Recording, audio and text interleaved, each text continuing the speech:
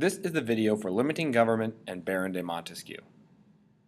Have a pen, pencil, or highlighter ready so you can mark the text as we go through the reading. Throughout the reading, there will be brief pauses for video clips to help enforce the ideas. After these clips, there will be a question, and you'll need to answer those questions on the bottom of the page. So make sure you're following along during the video clip. Limiting government. What's the big deal? Sometimes you might hear people talking as if the government is an evil monster. Are they overreacting? Are there reasons to fear the government? Whose side is the government on anyway?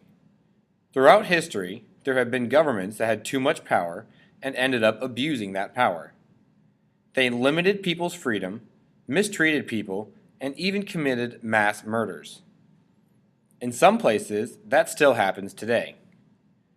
Government isn't evil, but the people who run governments do need to be kept in check so they can't abuse their power. There are several ways to limit government power. A constitution. A constitution is the rulebook for a country's government. Underline or highlight that sentence. Also put a star on the right-hand side next to that sentence in the margin. A constitution usually explains what kind of government a country has and how that government functions. It also tells us how a country's laws are made, and it explains the rights and responsibilities of citizens. Most modern countries have written constitutions. We're now going to watch a quick video on the Constitution, the importance of it, and how they work. It's a great little video, so make sure you follow along and be prepared to answer a question after the video is over.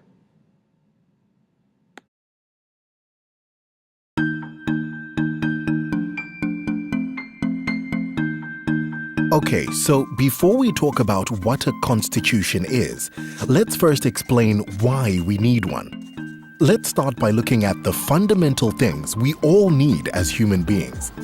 These are a voice in the decisions that affect our lives, material well-being such as food, shelter and education, security and protection from violence or discrimination, and recognition and respect as individuals and communities.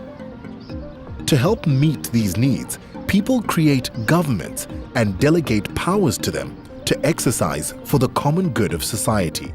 The problem, though, is that while governments need powers to perform their functions, history tells us again and again that power without limits can lead to corruption, dictatorship, and oppression. Free, fair, and regular elections might help ensure good government.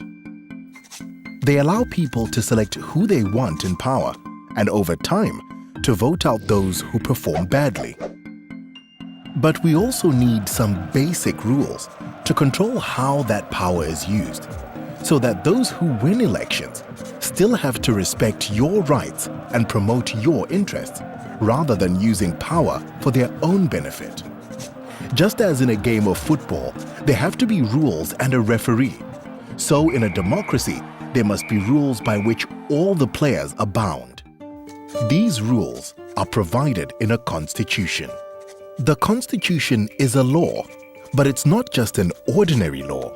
A constitution is a supreme law that establishes, organizes, and empowers the government and determines how other laws are made and implemented.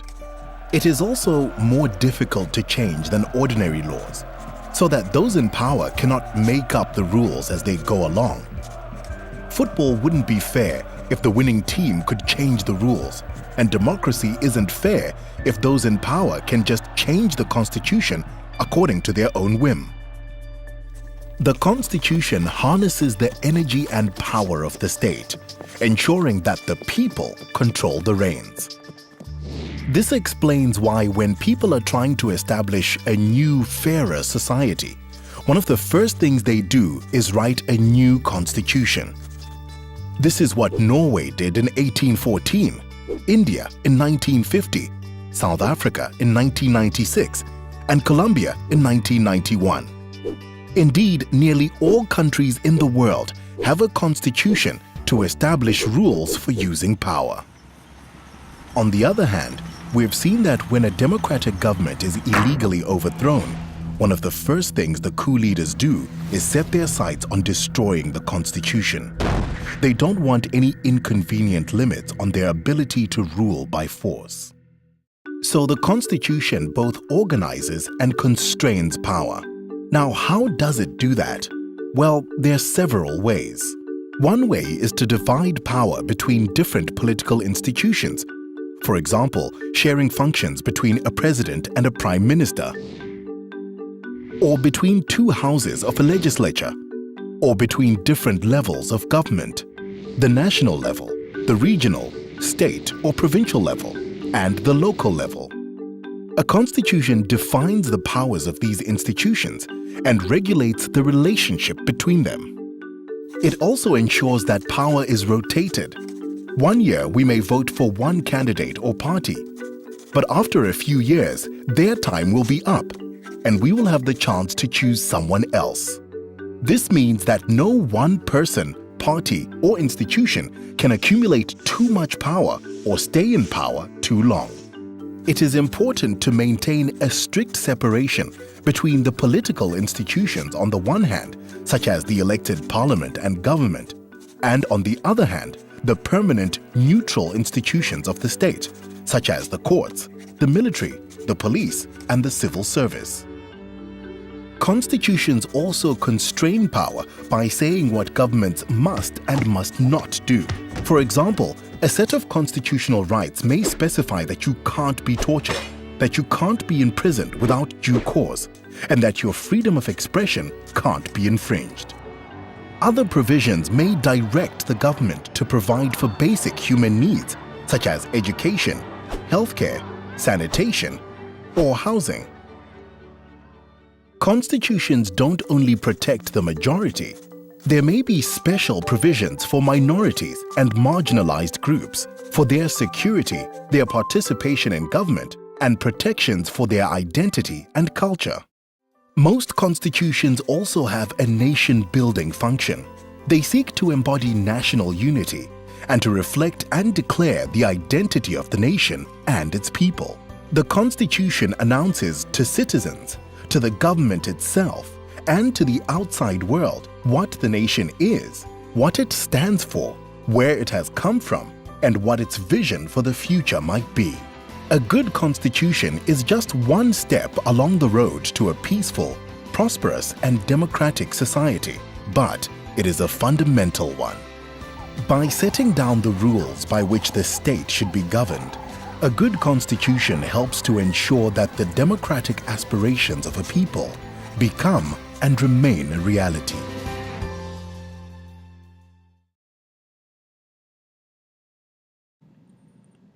On the bottom of your page, answer this question.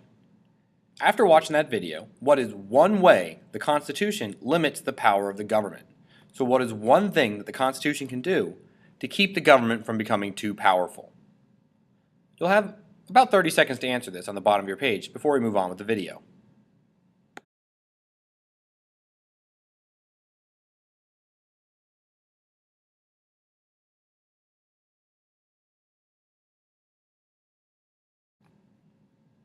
The rule of law. The rule of law means laws are fair, they're enforced, and nobody is above the law. Underline or highlight that sentence, and make sure you put a star on the margin right next to it on the left-hand side. The rule of law means the laws are fair, they're enforced, and nobody's above the law.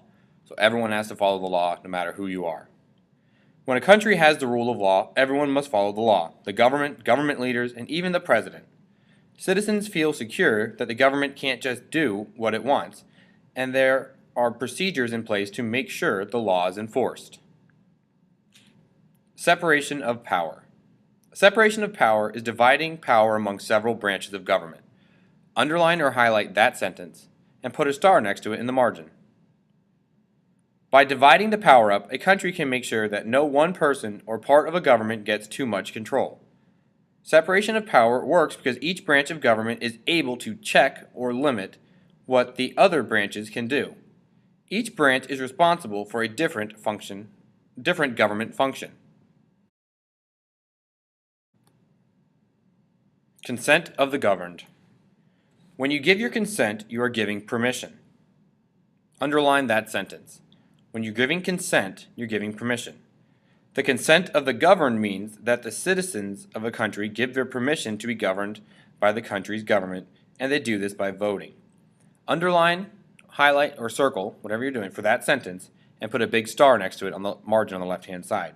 So consent of the governed means you're giving the government permission to be in charge, and in return, they're going to respect you. But you're giving consent. You're agreeing to be governed, to follow the government.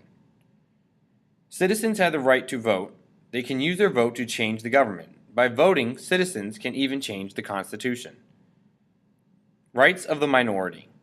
In a system where the citizens are the government, because leaders are elected by voting, limiting government also means limiting the power of the majority. In voting, the majority rules. Whoever has more rules, majority rules. It would be possible for the majority to treat a minority group unfairly. Protecting the rights of the minority means protecting the rights of small or unpopular groups, regardless of what the majority believes. Underline or highlight that sentence and put a star next to it in the column on the margin on the right-hand side. Everyone must be treated fairly. So, protecting the rights of the minority means putting laws and rules in effect to make sure that the majority, so the bulk of the people, the most people in the room, can't do things to make the minority feel unsafe or be treated unfairly. So you need to have rules and laws in effect to make sure you're protecting the minority, whether it could be because of race, because of their ethnicity, because of their religion, whatever, their culture, whatever it is. You need to have rules in place in a democracy to make sure that they are also being treated fairly. Page 2. Baron de Montesquieu. I know we've talked a little bit about Montesquieu in the past, but this is the refresher that goes into a little more detail. Have your pen, pencil, or highlighter ready, and let's get started. A baron is born. Charles Louis de Sequedant was born in 1689 in the city of Bordeaux, France. At age 27, he became Baron de Montesquieu, when he inherited his uncle's fortune and title. Montesquieu was one of the great thinkers of the 17th and 18th centuries. He spent a lot of time thinking about governments, how government should be created and maintained. His ideas guided the Founding Fathers when they wrote the United States Constitution. Even today, Montesquieu's thinking influences the way people think about government around the world. Follow the rules. The term liberty means different things to different people. Some people think liberty means being able to speak and act without being held back by laws and rules. In other words, being able to do whatever they want. But Montesquieu believed that liberty is the peace of mind that comes from being safe. He believed safety can only exist if everyone follows the law. If governments could provide and enforce clear laws that everyone would follow, it would increase liberty, reduce the problems of society, and improve human life.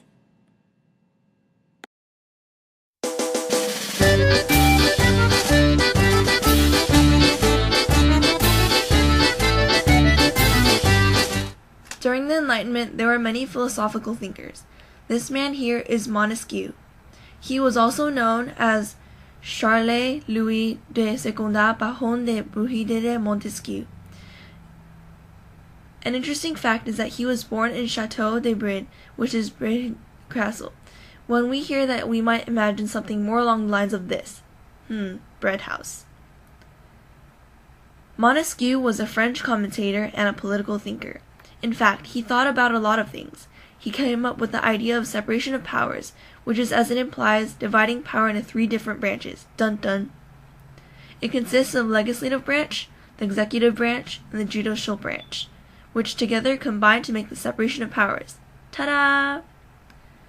The separation of powers was used to prevent tyranny, which he believed came from a sole ruler with too much power, and that is a huge no-no. Instead, there should be unanimous support of human freedom. Hearts everywhere.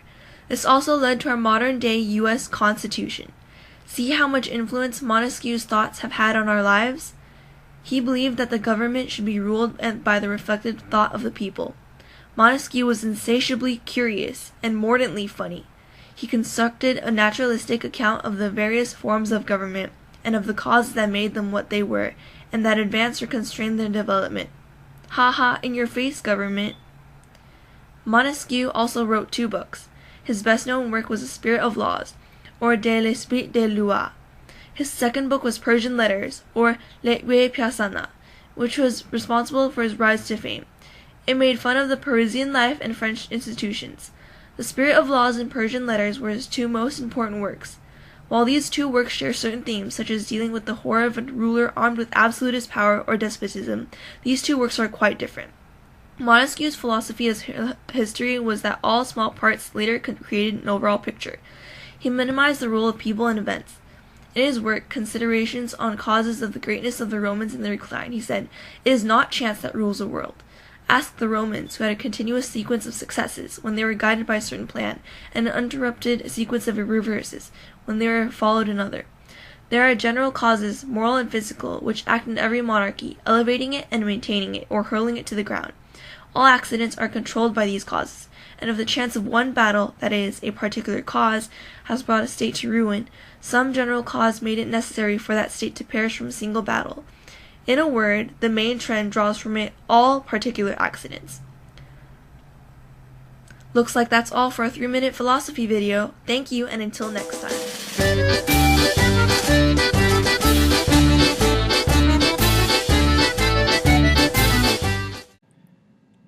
Now that you've watched the video, on the bottom of the paper, I want you to write down the answer to this question. What major idea did Montesquieu come up with about government? So at the bottom of the page, write the major idea that Montesquieu came up with.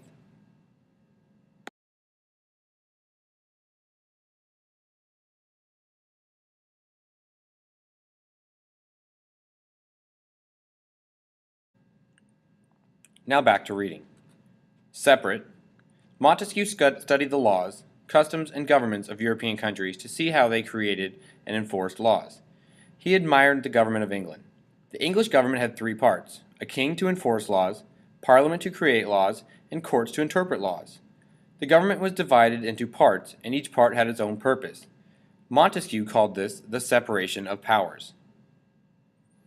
But equal. Dividing the powers of government was just the first step. Each part of government needed to be balanced with the other parts. Montesquieu thought that each of the parts or branches of government should be equal. He worried that if one branch had more power than the others, people would suffer and lose their liberty. To avoid this, he suggested that each branch have the ability to limit the power of the other 2 branches. In England, if the king tried to take too much control, Parliament or the courts could act to stop him. Today, we call this system the system of checks and balances.